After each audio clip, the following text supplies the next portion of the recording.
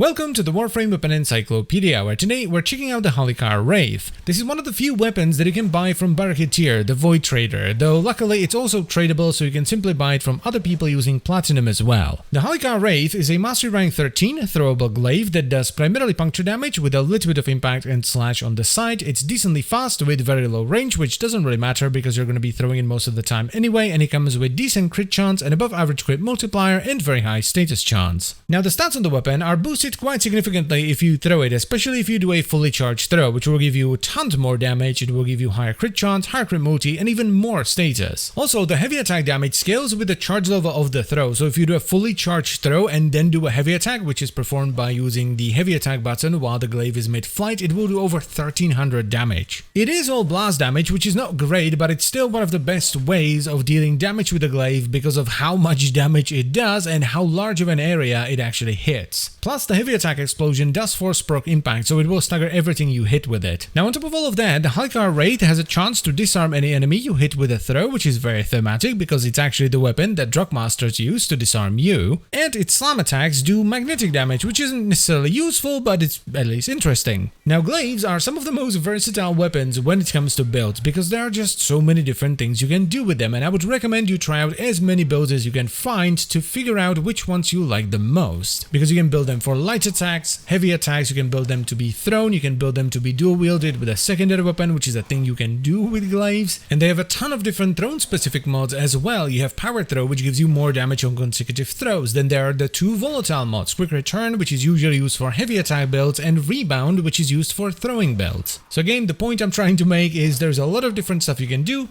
so just do it. Also, since I don't want this video to be 37 hours long, I'm just gonna show you the build that I personally like the most, and I'm gonna let you experiment with the other ones yourself. So here it is, a fairly straightforward hybrid setup that runs volatile rebound for the explosions and power throw for the extra throw damage. This build isn't necessarily great at single target damage, and it's more focused on clearing out groups of enemies by simply throwing the glaive and letting it bounce around. It's basically great at fuffing around the star chart and doing fissure missions, nightmare missions, and some sorties as well, but if you want to take it into steel path, I would recommend a heavy attack build instead. Or you could even do a light heavy hybrid where you build your combo with the light attacks or by throwing the glaive and then you use a heavy attack for a massive burst of damage. The Halikar Wraith is not a bad weapon at all, and I would definitely pick it up if you see it on Barketeer, but I'm not necessarily sure I would recommend buying it from someone else unless you have a ton of platinum to throw around. It usually goes around for about 100 to 150 platinum, and I think you'd just be better off by getting some of the other glaives that you don't need to pay platinum